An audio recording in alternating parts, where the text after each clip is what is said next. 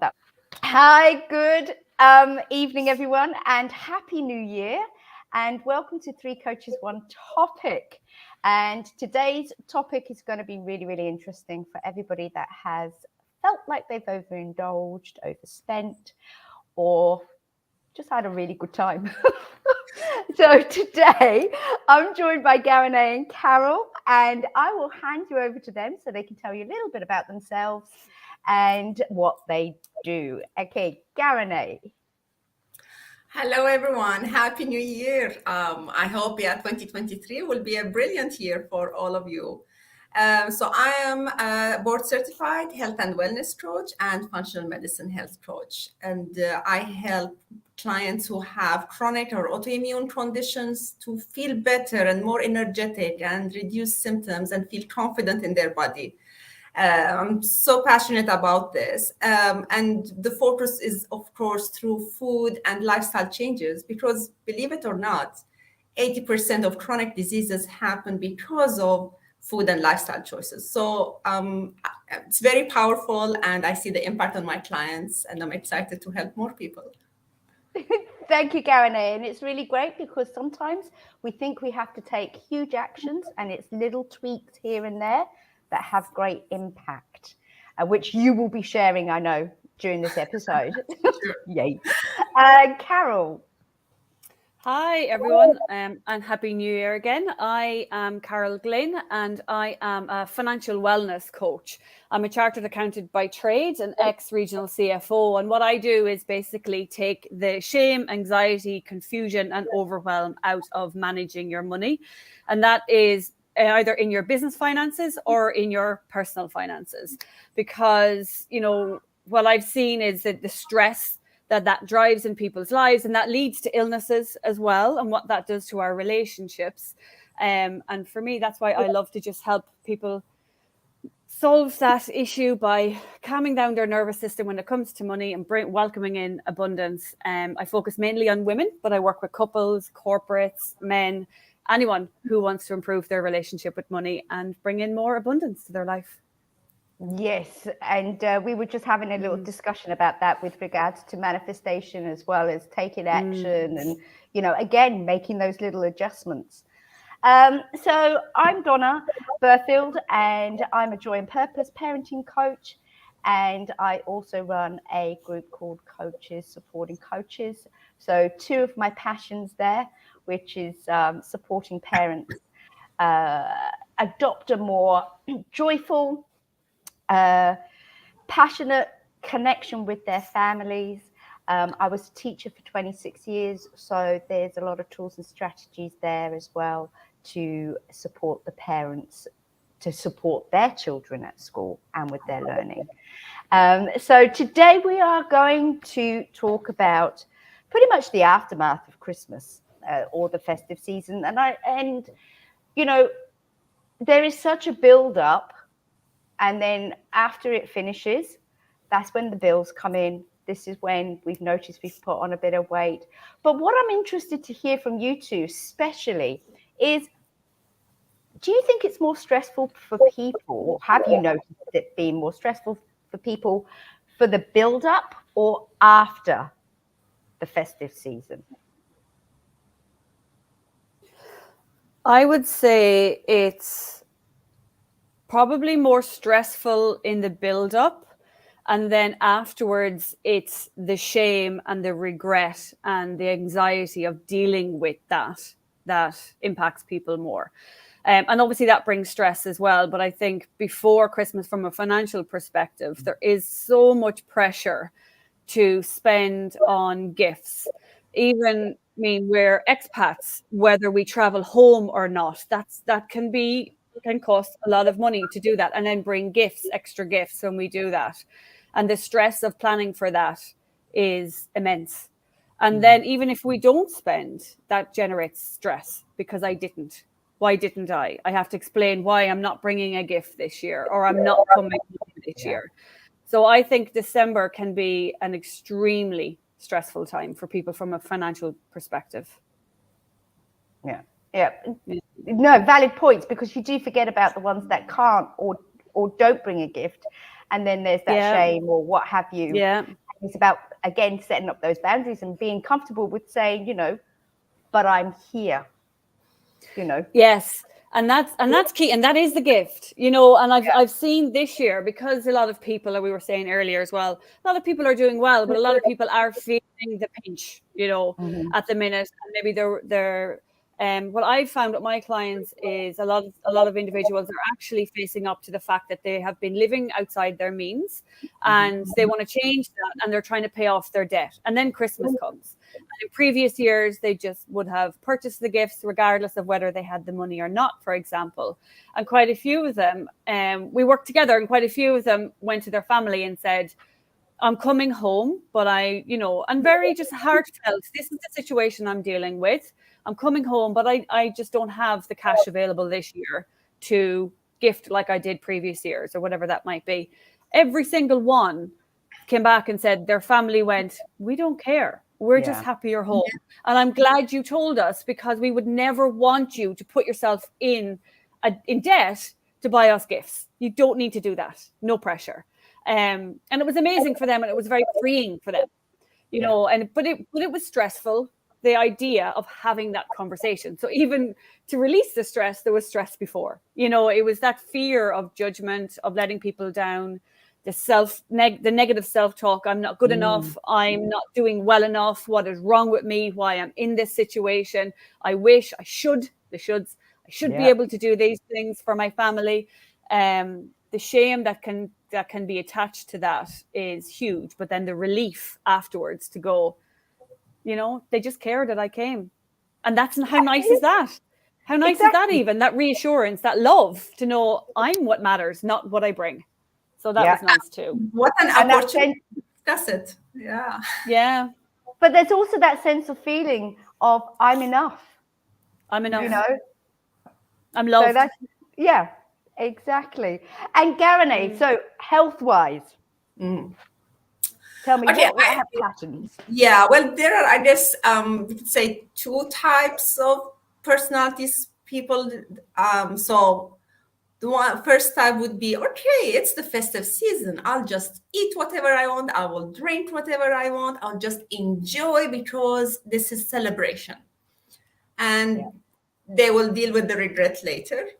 And then there's the type that would be who worked hard already the whole year, and they don't want to sabotage all the progress. So they would be more cautious, and they would be stressed, like how they would communicate with their families. Okay, well, I cannot eat this thing, for example, or I'm not planning to drink this much, because it is a pressure. Like when you think of drinking, for example, there is a social pressure to, do the cheers and have that drink, and you would feel left out, or people would be wondering why you're not drinking. Like if you are a woman, they would say, "Oh, are you pregnant?"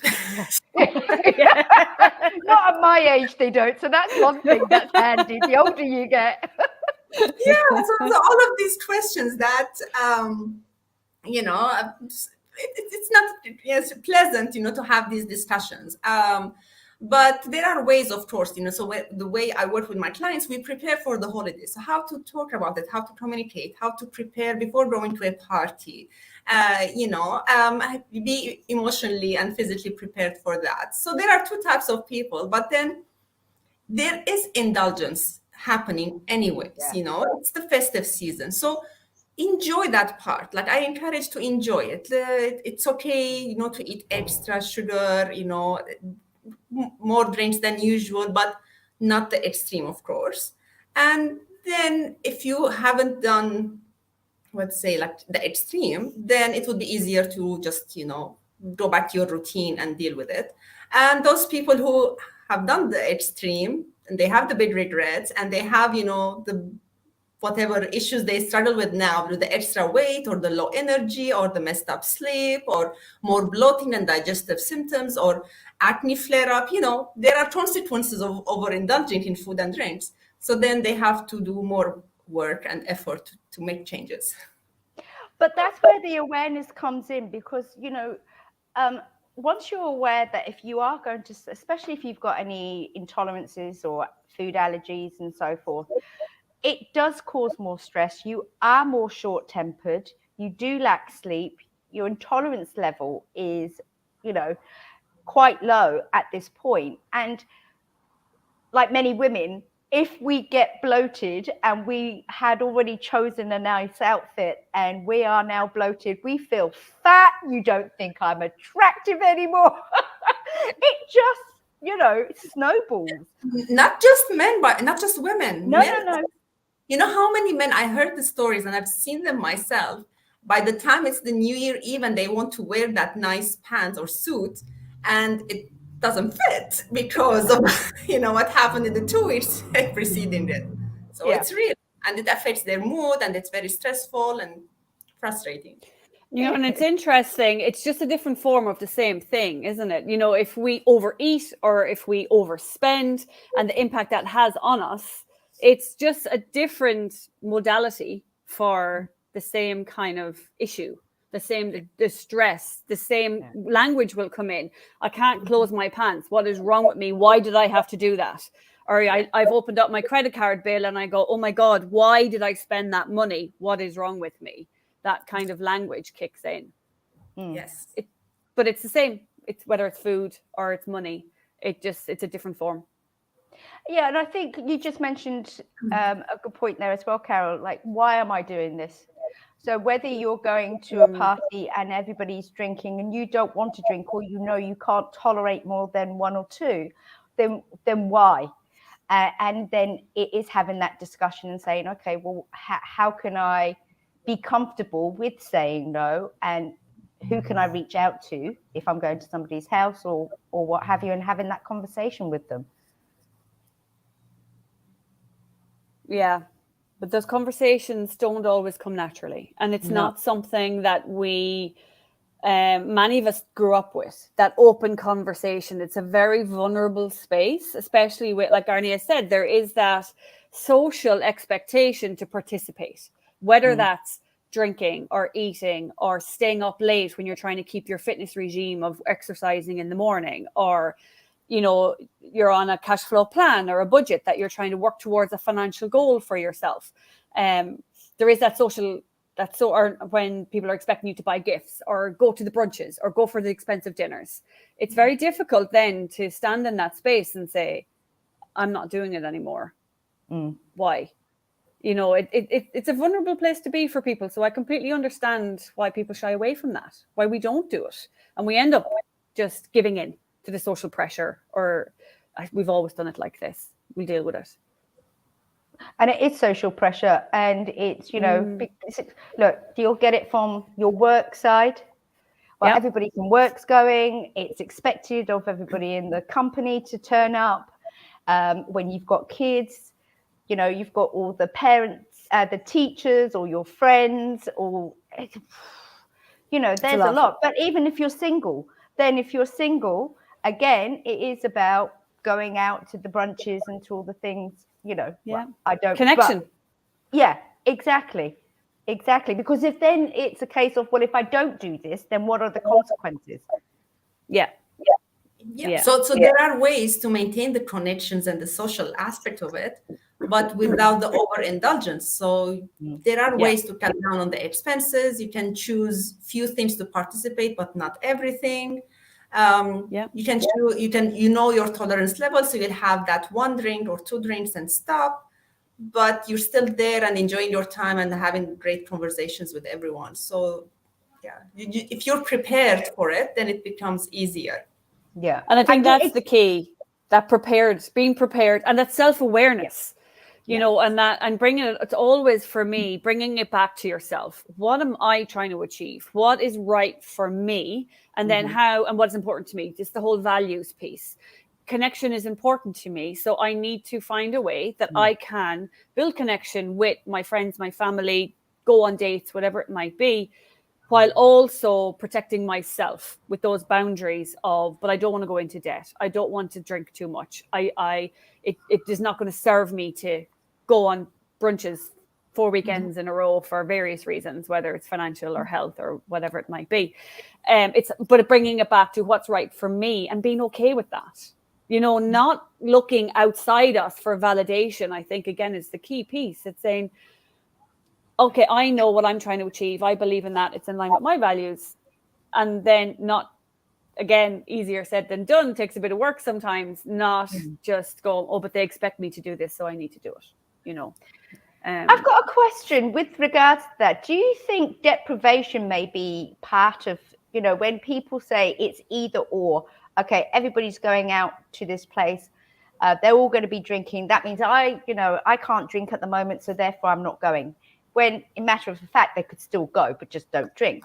Do you think a lot of the times when people think of moderation, they are going to be depriving themselves or missing out on something? Yeah, well, missing out is the worst thing you could do for yourself. Like, you don't want to miss on the social aspect for sure, and the fun that you will have. Because if going out and seeing those people or going to this certain place will make you happy, will bring you joy, then why should you deprive yourself from this joy? There are ways to deal with it, you know. Just have a drink in your hand and don't actually sip it, you know. Just as long as you have a drink in your hand, people will not bug you much, for example. Or balance it, you know, with lots of water and eating, you know.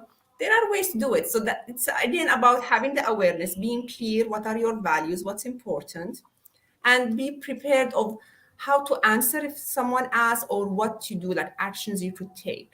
And be prepared, you know, for some jokes, you know, or some, you know, comments from people. Just be prepared, and if you know that it will come and bounce it back, and just don't let it affect you deep inside. Yeah. And I think a great way to build on that as well is to change your mindset on it and knowing your why. It's back to knowing your why. So where we might perceive it as deprivation, you know, that's why I don't use the word budget, for example, when I work with clients, because immediately you think deprivation, you think shame, something I need to do. And it's the same with a diet, you know, it's the same kind of thing. It's like, oh, I have to cut back. But actually, you know, it's not deprivation. It's just realigning my values. So it's realigning my actions in line with my values. So instead of spending all the money in this area, I'm not necessarily depriving myself, because I'm giving myself a debt-free life. I'm paying back my debt. I'm giving myself back to the freedom, or I'm giving myself the holiday that I want to have in the summer that I'm saving for, that 500 dirhams or 100 euros or $100 will go a long way towards. So then it's not a deprivation. You're not sitting in that, oh, I can't. It's like, actually, no, I'm choosing. I'm choosing this over this because it's more important to me and it's better for me. And then it's easier, I think. I know personally, it's easier for me then too, like Arnia was saying, stand and deal with those passive aggressive comments. Or, you know, why aren't you this? And people who are trying to convince you, because I know my why. And my why is good for me. You know, my why is, I know why I'm doing it. So then actually a lot of that stuff, it's annoying, but I don't feel it as much as I would have in the past. But standing by your guns, basically, as well, gives you that empowerment to turn around and say, but because I've done this, I get to do this afterwards. Yes. If I had spent too much, or if I had gone to every single party, I wouldn't get to do this.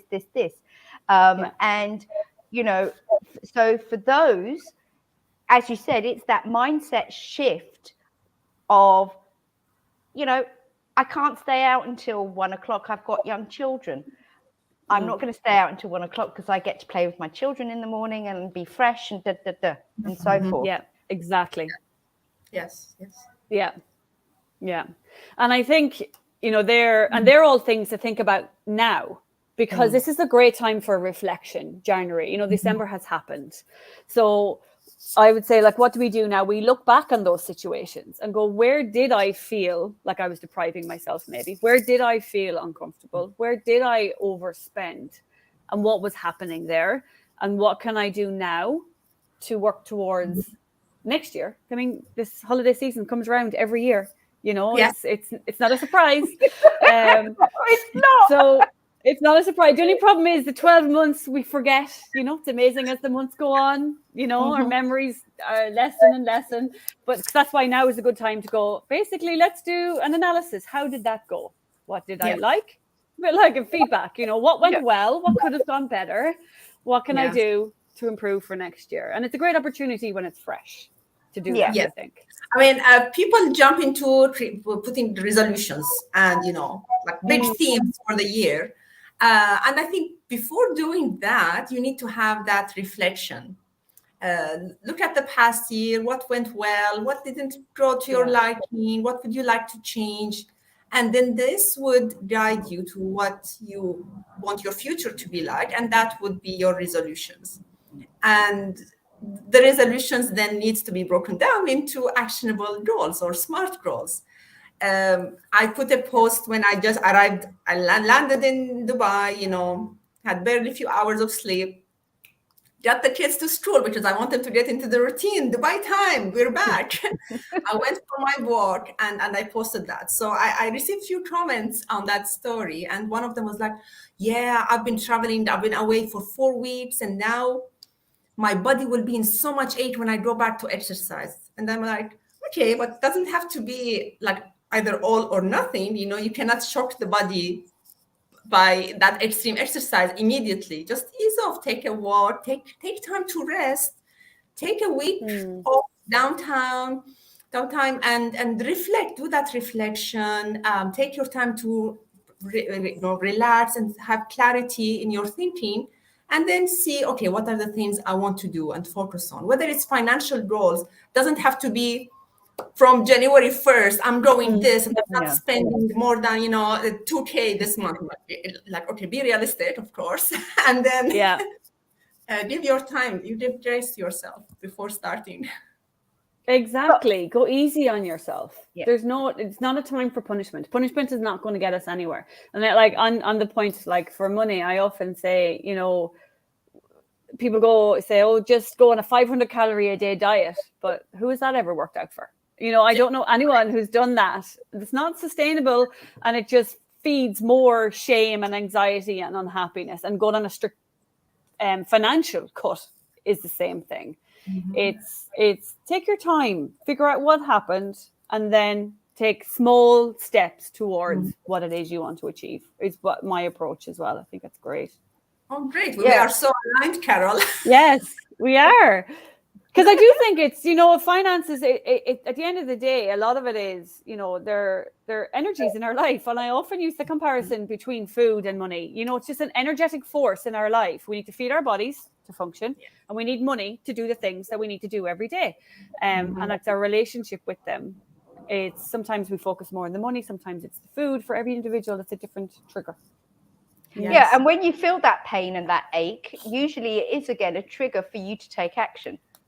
Yes. And the nice thing as well, again, it's how you have that internal dialogue, especially with regards to exercise. The thought of going back to the gym or going for your walks and swims and your body's going to be hurting. But instead of thinking your body's going to be hurting, it's like, oh, your body's getting fitter and stronger, and feel how, the muscles are feeling and the warmth afterward, So again, it's about having that conversation with your body and with yourself when you go off to do this. Yeah, everybody's just froze for me. So do you have any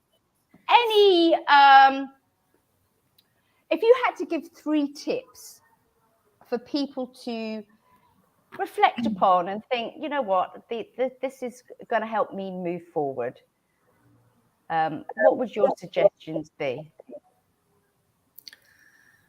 I like to start with gratitude. So if we get into the habit of, gratitude journaling, or even just thinking about it, the things that you're grateful for, that bring you joy, that you're happy you achieved, or, that you enjoyed, this has a lot of benefits anyway. Like even just doing that might help you lose the weight, because it will help you become calmer, less cortisol. You will have more oxytocin. It has physical impact on the body with the act of being grateful. So, okay. I see Yes. Wendy's coming up with some blinders here tonight. Thank you, Wendy. I love that. But, yeah, Ooh-ee. exactly. But isn't that quite nice? You go, you know what? I can't remember. Oh yeah, I didn't know I had muscles there, Yes, Yeah. or what yes. they ever felt like. And they all need workout. The whole body, like every Yeah, muscle, every type of muscles need the workout. But but you start slowly. So the tip for me, to start with, gratitude practice. And set some routines for your day. Setting routines help you have structure, have clarity of the things you want to focus on. So what would you like to do in the morning? What would you like to do in the evening time? And then how you will fit your eating, your exercising, your prayer or meditation, your social connections, how you will fit it in your day. So start slowly and build in routines that you could stick to. This is important because consistency will get you the results. It's not having a major change suddenly. It's the small steps that are consistent that would bring you the impact. perfect. Absolutely. Consistency Mm. in action and in thought and self talk. Yeah. Carol. Yeah, I would say very similar. So if we talk specific to finances, you know, Mm, it can be a very stressful time for people because of, the holiday season. And then it's full of regret. So I would say the first thing to do is don't fear your credit card. Don't ignore it. Take it out, have a look, see what you need to do, make a plan. And do that with that view, like we were just saying, of, it is what it is. Let me look at where I'm happy with what the actions I took and what I spent and what happened. Let me look at where, okay, in the future, I'd like to not do that. And that's all just learning. Do it through that lens of what can I learn from this, and then take it forward. Okay, what am I going to do next? And again, like that small steps. What can I do to clear this credit card? What can I do to prepare myself for this time next year? And then visualize that. Imagine this time next year, I will have done Christmas, maybe as I did this year, or whatever that might be. I have Christmas in the way I want to do it, or my holidays in the way that I want to do it. And I'll wake up on the 1st of January and my credit card bill will be paid. I will have the money there to do that, and visualize that to motivate yourself, get emotionally attached to that. And then just forgive yourself. Nobody is perfect. We can be very harsh on ourselves when we make perceived money mistakes. And I always say there isn't a single person on this planet who has spent money and hasn't regretted something that they have done with money. There isn't anyone, down from, up to billionaires who have made multi-million-dollar mistakes.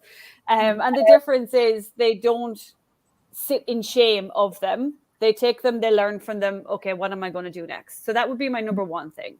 Forgive yourself for any perceived, because sometimes, it's not even a mistake necessarily, for any perceived mishaps from December. And just take it from here, month by month. I would recommend not going on like a spend-free January or this kind of thing, because again, that's back to restriction. Just learning. It's all learning, and be brave enough to look at that credit card. Don't ignore it. Nice. No, definitely don't ignore it. No. But one thing that I would like to just quickly bring up is the fact that now your tips that you guys have just given is fantastic to help us move forward, and our future selves are going to be grateful for, because around this time of year, in the newspapers, on social media, everything is popping up with statistics. X amount of people have overspent, X amount of people are depressed and suffering with health issues and all the rest of it. So what are your thoughts on that when you start seeing all these statistics flying around? Yes. Well, I looked at some statistics, and there are different studies. And the studies say, okay, people in the Western societies, they gain between half kg to 5 kg, depending on the study, of weight during this festive period. But does that really apply to you personally? Yes or no? It depends on your choices. So what you see in the statistics does not necessarily mean you will actually have that 5 kg of extra weight. And if you actually had that situation happening, then you need to ask yourself then why it happened. Is it worth it or not? What's the consequence? And not just look at statistics, but and believe that this will happen to you for sure. Yeah, exactly. Just because the research is there that happened to someone else doesn't mean it actually applies to you. And on the statistics, on the research, I mean, I'm an accountant. I love a good statistic. I love a good piece of research, but I also get really frustrated with them, especially when it comes to money. And actually, probably, and Garni, do you think food as well? These articles then take that research and they tend to be just like riddled with shaming language. It's so negative. And then it just drives that, I'm sick. And then you read that and maybe you are the person who, overspent by 55% than you would have planned to, or the person with the credit card that they can't pay, or put on the 5 kilos, whatever it might be. And all the language within it is basically shame on you. You are, why did you do this? It's really, really not helpful.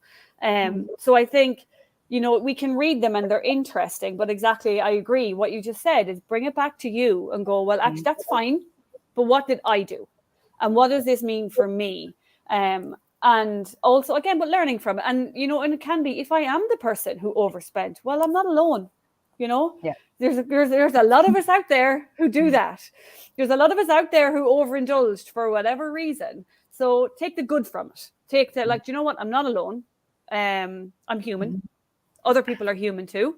And okay, what do I do next? Don't let it shame you. Don't let it freeze you, because we procrastinate then when we sit in shame. And it's not helpful. Yes. And don't jump into extreme actions. January is popular for detoxes, using weird components and formulas with harsh detoxes, and nobody thinks of the consequences and side effects of these formulas of what's happening in your body, and that needs to deal with this. So starting slow and easy is always better than detoxes. Another trend I see every year is dry January, but replacing the alcohol with soda drinks, whether it's diet form or the regular sugar, so replacing the alcohol with these types, and they think they are doing something good for themselves. And I'm like, oh goodness. But it's true. Maybe the liver taking a rest, but then what's happening to your gut and your brain, and But also, you've got to look at where you are. If it becomes a pattern, then it's something that you need to reflect and become aware and take action. If you're noticing this every January, February, you're hating it because you're struggling and everything. However, also, you might have that Christmas where you overspend, you overeat, but that you might have spent it with your loved one that sadly passed away. And, that was your time where it was just, we're not going to worry about this, that, and the other. We are going to live that moment. So those, you've got to keep things in perspective as well. I think once things become a pattern, then it's something that needs addressing, and what can you do to help yourself?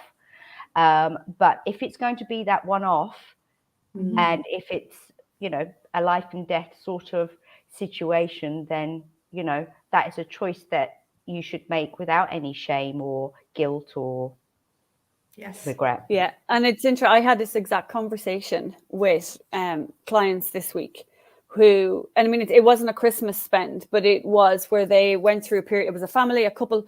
They went through a period of time where they had no income coming into the house, and they ended up getting a loan to pay for school fees and to pay for their rent because they needed to survive.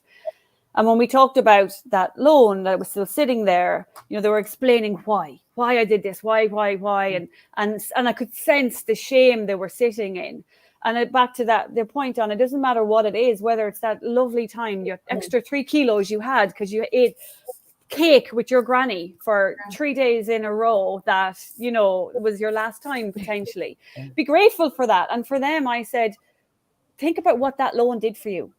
You know, we can be grateful that you had access to this facility to get you through that difficult time in your life, and be grateful for it. Don't be ashamed of it or regret it. But we can say, but now I don't need it. Thank you, but I don't need you in my life anymore. So I'm working to get rid of it, but I'm not going to sit there in that negativity of it, because actually it brought a good thing for you, you know, whether it's the food or the source of debt to get you through a difficult time. And I think that's very freeing, you know, to change. Again, it's all about mindset, changing your perspective on it. And the other thing I wanted to say actually on the statistics was, like we were saying a little bit earlier, just be very careful with these things, because a lot of it's marketing driven. You know, the statistics that, you know, it might be, one will say, oh, people overspent, oh, people underspent, oh, people did this. A piece of research, it's very easy to pick pieces out of it that suit, be it the bank who's trying to sell you a credit card, or a consolidation loan, because now you have a credit card and we want to sell you a loan now to be able to do this. Just look at who is behind that piece of research, who's sponsoring it, and what the underlying message is. And just bear that in mind when you're reading what's contained in there. Underlying message or ulterior motives. Yes. What's their true intention here? Yes, exactly. So it's again, wise up and do your research. So absolutely. Now listen, guys, I know you both have got commitments and need to rush off. I would just like to thank you both very, very much for joining me today, and for just, you know, sharing your tips and your thoughts and advice. And I think what we're walking away with is, you know, that don't be ashamed. It, you know, keep things into perspective, do things in moderation, and be kind to yourself, whether that's, you know, pulling back a little bit, putting plan, you know, steps in action, and so forth. So thank you both, and I wish you a very, very happy new year. Thank you. Thanks, everyone. Bye-bye. Happy New Year. Bye.